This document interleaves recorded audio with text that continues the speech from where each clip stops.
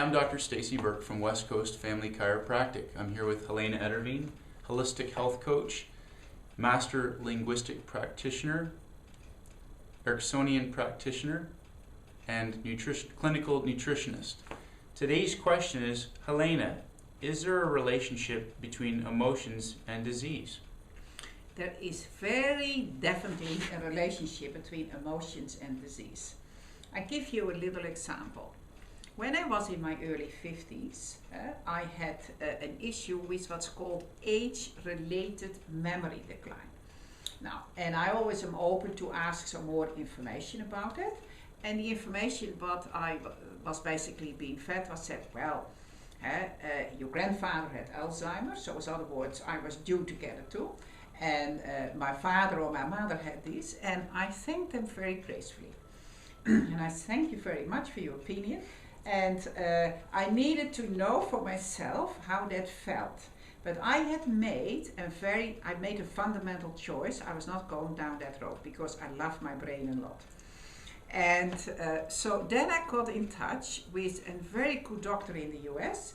I hopped on the plane, and he happened to have a training there for medical practitioners and people like myself. Well, to give this just as an example, 40 days later, my so-called age-related memory decline disappeared and has never returned, and I'm almost 70 now.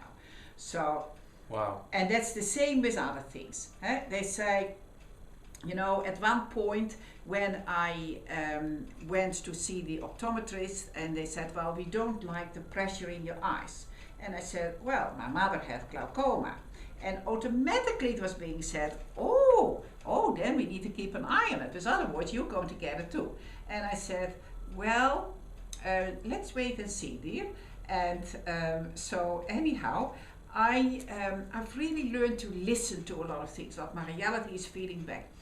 To cut a long story short, 1 month later, I went back to her, and she checked my eyes.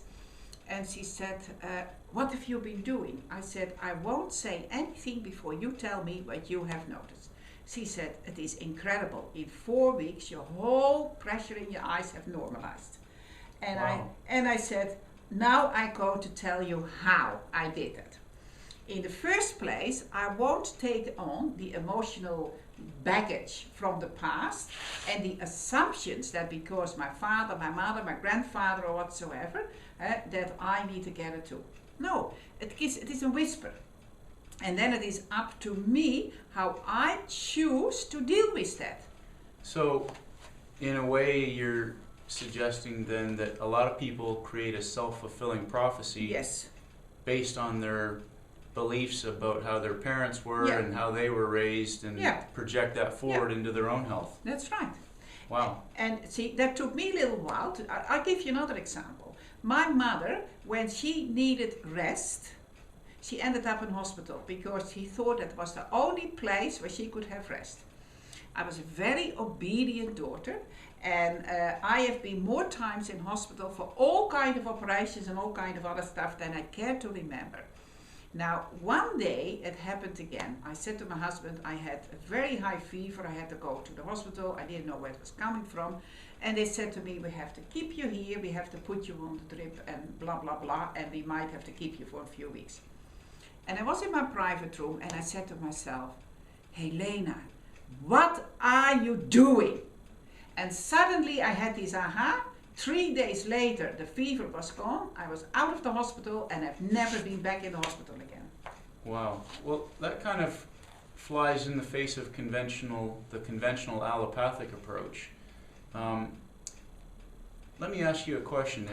If somebody wanted to, find out more information, or they felt that obviously there was some emotional issues or some issues in their past that perhaps they were projecting into their own health, sort of a psychoneuroimmunology projection, how would they find out more information, or how would they be able to go about investigating their own health issues further? Well, there are 2 ways that they can do it. The first way is that they can go to my website and www.helenaederveen.com, or they can send me an email, helena@helenaederveen.com, And again, in the subject line, they need to mention that they want to have this free preliminary analysis, and then we can talk about it. Okay. And I want to top it off to say with this, yes, I know we all die one day, and that's fine with me. But it is also quite often that you actually can make a choice on how you are going to die. Wow. Yeah.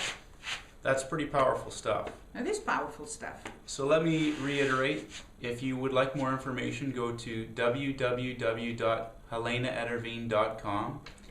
You can email Helena directly at helena@helenaederveen.com. Yeah. And in the subject line, put free preliminary analysis.